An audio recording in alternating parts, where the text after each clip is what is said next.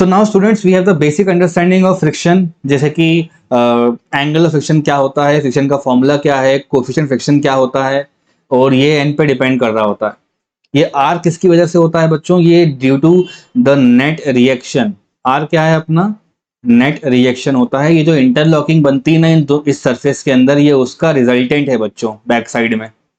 ठीक है, आज हमारा काम क्या है? डायरेक्शन ऑफ फ्रिक्शन पता करना है ना, to have a better understanding कि फ्रिक्शन कैसे लगता है। तो मैं यहाँ लिख रहा हूँ डायरेक्शन ऑफ फ्रिक्शन। आपको ये दो टॉपिक से कंप्लीट करके दूंगा मैं। पहले टॉपिक का नाम हो जाएगा हम जब बाइसाइकिल वगैरह चलाते हैं, है ना बच्चों। हम जब साइकिलिंग वगैरह कर रहे होते हैं, तो साइकिलिंग जब भी सीखते हो आप लोग तो दो तरीकों से सीखते हो ना बच्चों। एक बार साइकिल में आप पेडल वगैरह कर रहे होते हो तो पेडलिंग कर रहे होते हैं, और जब थोड़ा स्लोप आ जाता है तो अपन को मजा आ रहा होता है, बिना पेडल मार के गाड़ी चल रही होती है, तो ये हो जाएगा रोलिंग वाला केस। ये दो डिफरेंट कंडीशंस होंगे, मैं एक एक करके सिखाता हूँ आपको, ध्यान दीजिएगा। ठीक है, तो वाइल साइकिलिंग एग्जाम में क्वेश्चन ऐसा आएगा एमसीक्यू लेवल पे कि while cycling what is the direction of friction on both the wheels. while cycling what is the direction of friction on both the wheels। तो बच्चों मान लो कि सर पहला केस जो पढ़ा रहे हैं आप लोगों को वो पेडलिंग वाला है। कौन सा है? पेडलिंग वाला केस अपन सिखा रहे हैं आप लोगों को। ठीक है, तो इस पर्टिकुलर केस में अपन लोग क्या देख सकते हैं, जैसे कि राइट हैंड डायरेक्शन में अगर अपन देख रहे हैं तो मान लो कि ये अपने पास एक व्हील हो गया बच्चों, है ना। ये तुम्हारा एक व्हील हो जाएगा और ये फॉरवर्ड वाला व्हील हो जाएगा, है ना। देखो वापस से बनाता हूं, वो मिस हो गया। ये ठीक है, दो व्हील्स हो गए। आप सब देखते होंगे कि व्हील वगैरह जब बनता है तो बच्चों ये रियर व्हील है, ये चेन वगैरह से कनेक्ट होता है, और यहाँ उसका एक सॉकेट जैसा रहता है जिसको आप पेडल वगैरह करते हो। याद आ रहा है किसी को? साइकिल वगैरह चलाइए, चलानी नहीं चलाई है ना। हाथ पे तुड़वाए ना उस पे बैठ के, तो वही वाला केस है ये ना। तो ये राइट साइड चल रही है साइड, है ना। तो व्हेन यू सी दिस, है ना, ये राइट साइड में इसका मोशन हो रहा है।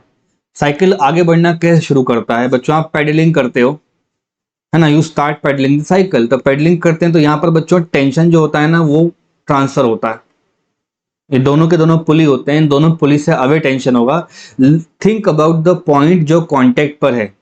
इस पॉइंट को कहाँ जाने का मन करेगा? तो मैं आपसे एक ही आंसर बोलता हूँ बच्चों, इस पॉइंट से गाड़ी ने चलना शुरू किया है ना, बोलोगे यस सर, है ना। तो इसका जो मोशन होगा बच्चों, मोशन का डायरेक्शन वो हो जाएगा इस तरफ से मूव करना शुरू करेगा ये, विच मीन्स दैट जो मोशन है वो फोर्स है वो बैक साइड में लग। ओके स्टूडेंट्स, ये पॉइंट ऑफ कांटेक्ट को देखो, है ना। Just focus on the point of contact, what is happening there, point of contact. उसका पहला इंटेंशन कहाँ है मोशन का बच्चों? बैकवर्ड है। तो you can say that sir उस पॉइंट पर बैक साइड में फोर्स लग रहा है, तो इसका इंपेंडिंग मोशन क्या होगा? सोचो, अगर इस पूरे फ्लोर पर फ्रिक्शन ही नहीं है, would you be able to move forward? No, ये यहीं पर सर्कुलर मोशन देना शुरू कर देगा ये। तो अगर इसके बॉटम वाले पॉइंट की बात करें तो बैक साइड में फोर्स जा रहा है, इसका मतलब है इंपेंडिंग मोशन बैकवर्ड है। तो बच्चों आपका फ्रिक्शन कहाँ होना चाहिए जरा मुझे बताओ? राइट साइड में। तो this should be your direction of friction, ये समझो। समझ लो अपन सो अपन ऐसे रोड पे खड़े हैं जहां बिल्कुल स्मूथ है, आपकी गाड़ी आगे नहीं चलेगी।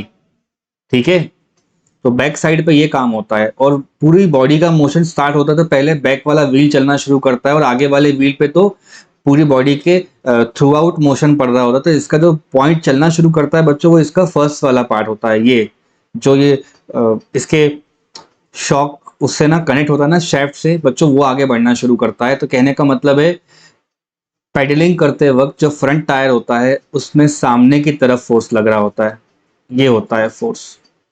तो इस पर जो फ्रिक्शन होता है बच्चों, ये बैकवर्ड लग रहा होता है। देख के समझ के थोड़ा थोड़ा वियर्ड लगेगा, लेकिन दोनों व्हील्स को अलग अलग पढ़ोगे तो रियर व्हील अलग है और फ्रंट व्हील अलग तरीके से काम करता है। रियर व्हील पे सबसे पहले जो पॉइंट एक्टिवेट होगा वो उसका बॉटम वाला पॉइंट होगा। ये पीछे जाना चाहता है तो फ्रिक्शन आगे लगेगा। क्लियर यहां तक?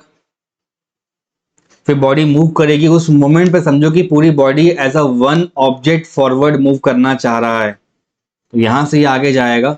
तो आपको यहाँ पर फ्रिक्शन कहाँ मिलेगा बच्चों? बैक साइड में मिलना शुरू करेगा। तो आप ऐसा बोलोगे जो रियर व्हील है, रियर व्हील पे कहाँ फ्रिक्शन होगा? बोलो। फॉरवर्ड में फ्रिक्शन होगा। और फ्रंट व्हील जो रहेगा बच्चों, हाँ फ्रंट व्हील में बैकवर्ड। यही वाले ऑप्शंस को मार्क कर लेना, आपका काम खत्म। यहां मैंने उस पॉइंट का यूज करा है जिसको बोलते हैं पॉइंट ऑफ कांटेक्ट। यहां लिख लेता हूं, direction of friction, direction of friction is considered for point of contact, point of contact। कोई परेशानी वाली बात नहीं। तो ये हो गया, ये हो गया पेडल। फ्रंट व्हील के लिए अपन को ये समझना है कि फ्रंट व्हील आगे क्यों बढ़ना शुरू किया। फ्रंट व्हील पे इस पर्टिकुलर जॉइंट से आगे फोर्स लगना शुरू होता है, क्योंकि पूरी बॉडी का मोशन शुरू होना शुरू हो गया है। पुली, आपके सारे गियर्स, पूरी साइकिल अब एक होल बॉडी बन जाएगी और ये इस पॉइंट से आगे जाना शुरू करेगा। ये आगे जाएगा बच्चों, तो समझ लो कि ये वही वाला केस होगा कि कोई बॉडी आगे जा रही है, तो फ्रिक्शन कहाँ लगेगा? यहाँ पे पीछे की तरफ लगेगा। इसको ऐसे डील करते हैं फ्रंट वाले व्हील को, ठीक है। ये वाला पॉइंट, तो इस पे फोर्स एक्टिवेट नहीं हुआ ना। जहां पे फोर्स एक्टिवेट होता है उससे स्टडी करोगे तो राइट साइड में इस शेफ्ट को एज अ होल बॉडी, इसका सेंटर ऑफ मास से चलना शुरू हुआ है ये आगे, तो फ्रिक्शन इसको बैक साइड में लेकर जाएगा। अगर ये पॉइंट आगे बढ़ता तो तुम मुझे बताओ, आप बोलोगे कि सर ये वाला पॉइंट अगर आगे बढ़ाओगे, इस वाले पॉइंट को, है ना, देखो अगर बॉटम वाले पॉइंट को आप आगे लेकर जाओगे तो कैसे आगे बढ़ाओगे इसको? आगे करूं पीछे करूं, आप लोग बताओ। इसको पेडलिंग करोगे तब तो पीछे फोर्स जाएगा। Are you getting my point? जो जिस पॉइंट पे कांटेक्ट पे फोर्स लग रहा होता है ना, उस पे बात होती है। बात समझ में आ रही है इतनी? तो फोर्स यहां पर फॉरवर्ड होगा और फ्रिक्शन यहां पर बच्चों बैकवर्ड होगा। तो एग्जाम में आता है अगर पेडलिंग हो रहा है साइकिल में, तो आंसर हो जाएगा रियर वाले में फॉरवर्ड फ्रिक्शन है, ठीक है, और फ्रंट वाले में बैकवर्ड फ्रिक्शन लगेगा। जिसको यहाँ बॉटम पे डाउट आ रहा है, तो फ्रंट व्हील को जब पढ़ते हैं तो उसके सेंटर से पढ़ो कि वहां से फोर्स आगे बढ़ रहा है बेटा, ठीक है। फ्रंट व्हील में फोर्स यहाँ पे लग रहा होता है, तो फ्रिक्शन कहाँ लगेगा? तो बोलोगे सर जी यहाँ पे बैकवर्ड लगेगा, क्योंकि जो व्हील है एज अ बॉडी को आगे जा रही होगी। Is this clear to everyone? अब अगर मैं यहाँ पे वो केस पढ़ूं जो हम सबको पसंद आता है, साइकिल में बैठते हैं और कहीं पे बच्चों अपन को क्या मिल जाता है? स्लोप मिल जाता है, तो बढ़िया मजा आ रहा होता है उस समय, तो पेडल वेडल करने की जरूरत ही नहीं है। तो because of the inertial motion या इनर्शिया ऑफ मोशन, जो व्हील होते हैं वो ऑटोमेटिकली आगे चल रहे होते हैं, तो उस समय पेडल वगैरह तो आप लगाते नहीं हो ना बेटा। सोचो,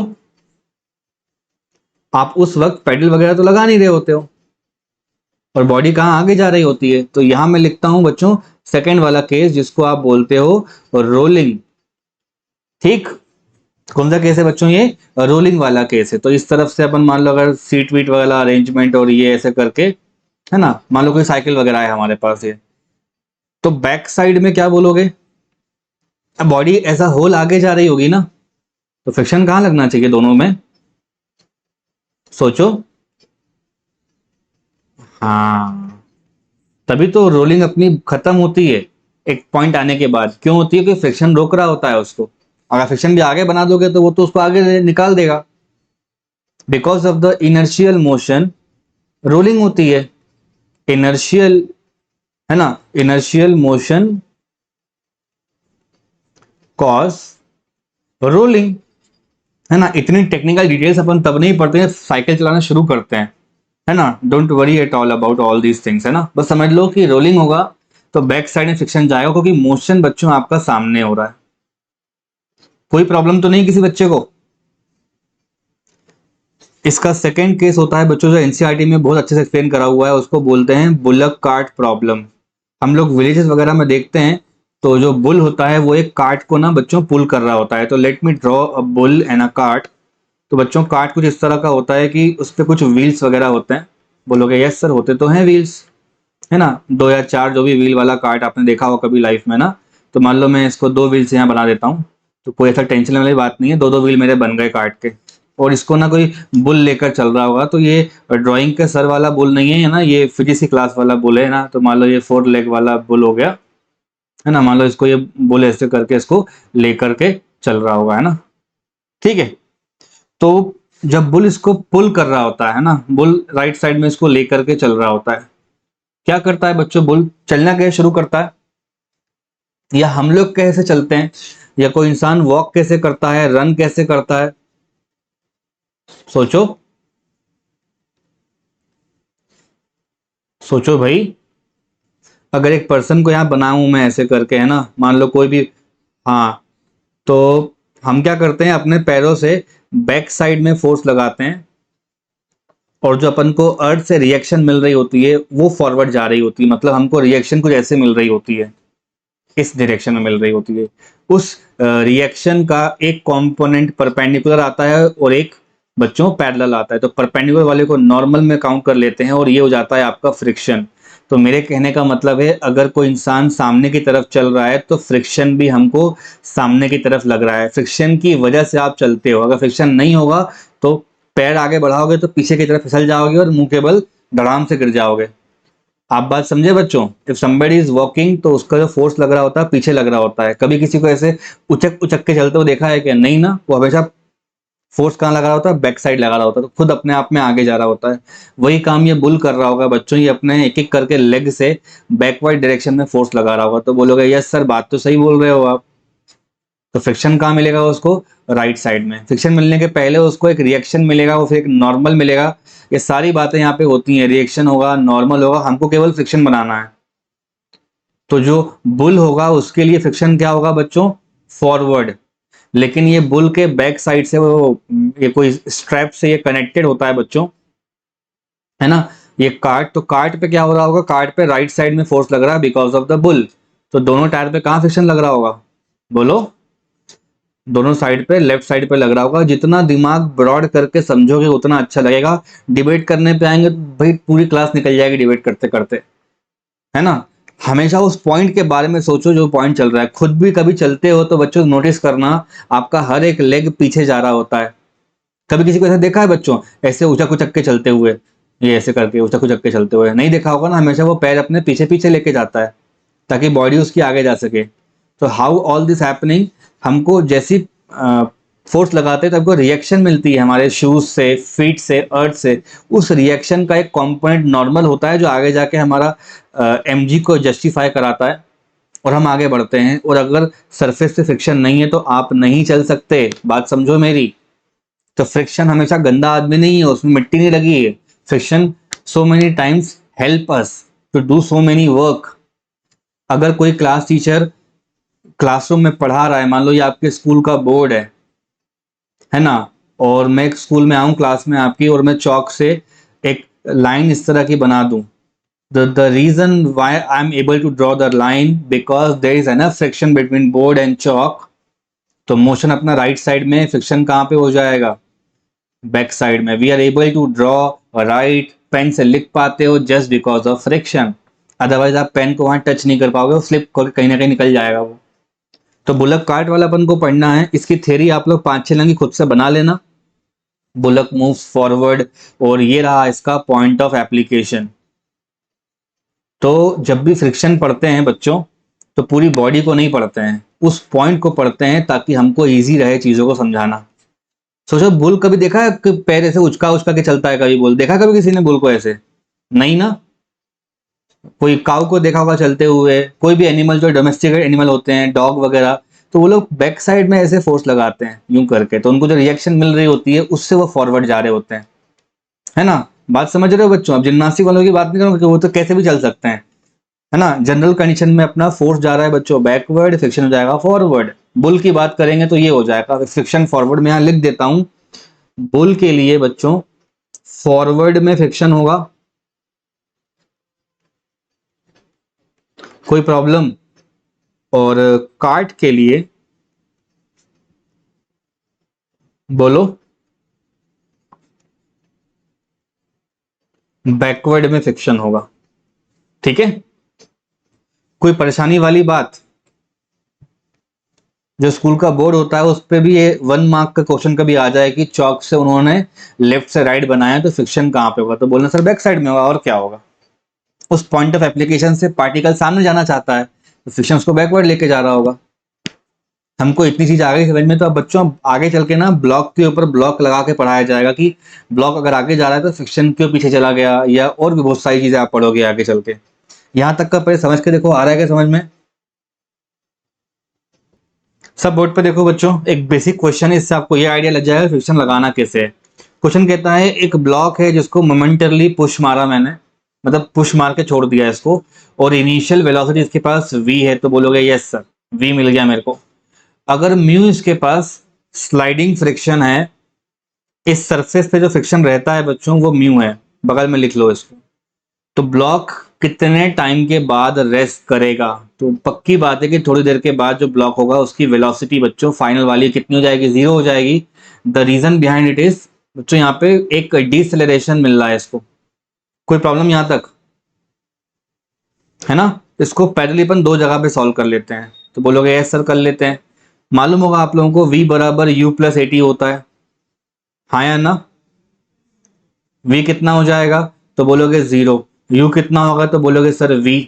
एक्सेलरेशन कैसा होगा, बोलोगे सर जी नेगेटिव का, और ये हो जाएगा टाइम। इतना आ गया समझ में, है ना।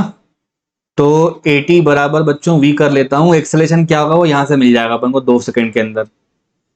दो बोर्ड पे देखो, बॉडी अगर राइट साइड जा रही है तो इसका इम्पेंडिंग मोशन और जनरल मोशन राइट साइड में रहेगा, तो फ्रिक्शन कहां लग रहा होगा, लेफ्ट साइड में।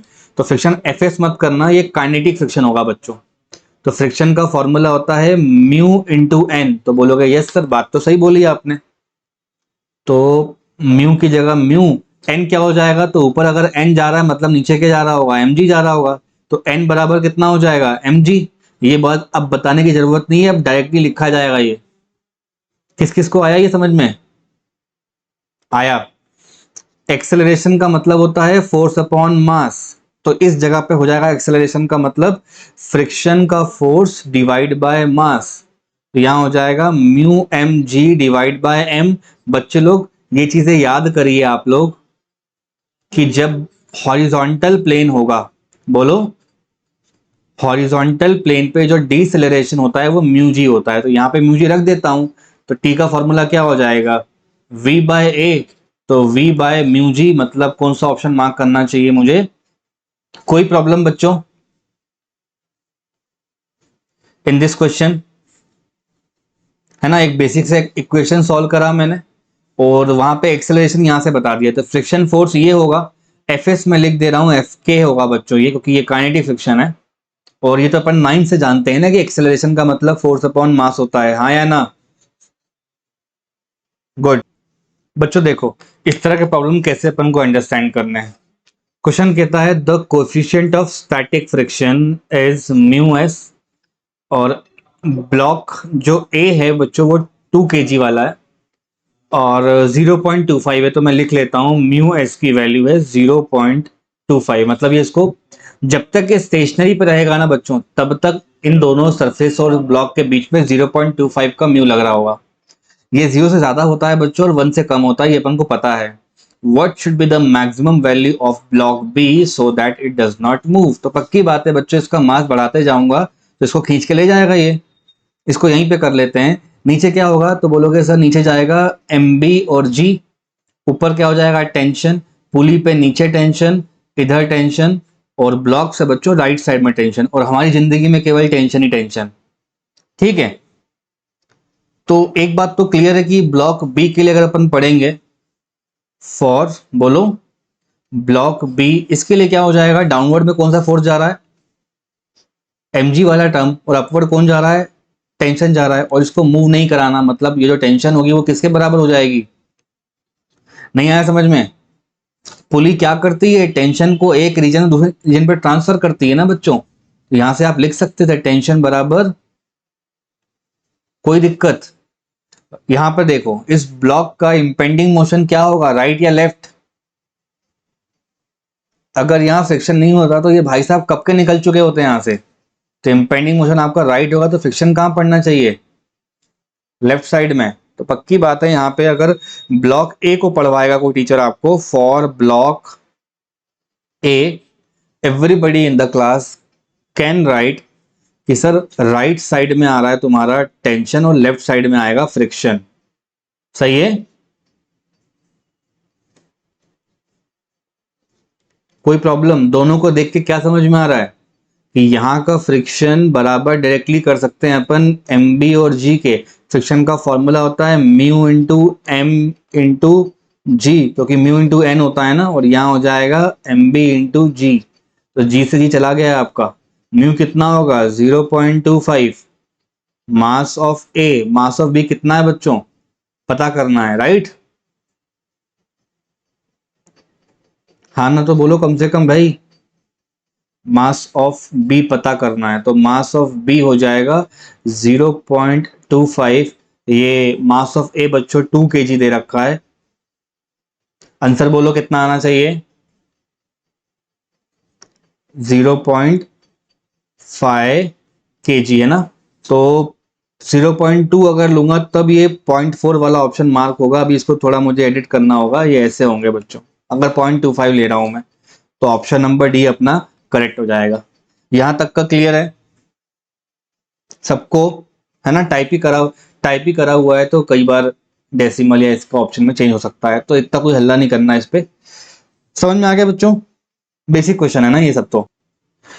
सो students, in this question you will get to know that not always is the case कि जब mg नीचे लग रहा होता है और नॉर्मल ऊपर लग रहा होता है, ऐसा हमेशा नहीं होगा जिंदगी भर आपके, बस डे 1 पे होता है फ्रिक्शन की क्लास में। अभी देखो क्या कह रहा है, block of mass m rest under the action of force against a wall.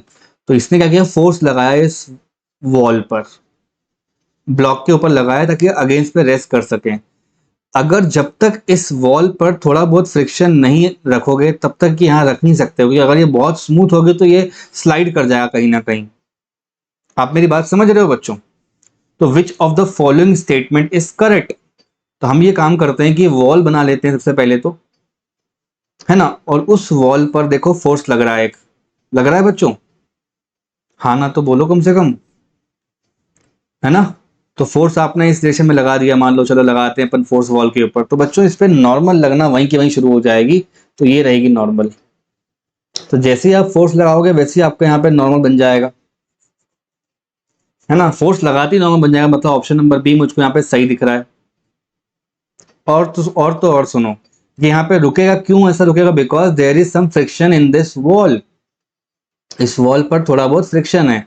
मुझे बताओ इम्पेंडिंग मोशन क्या होता है?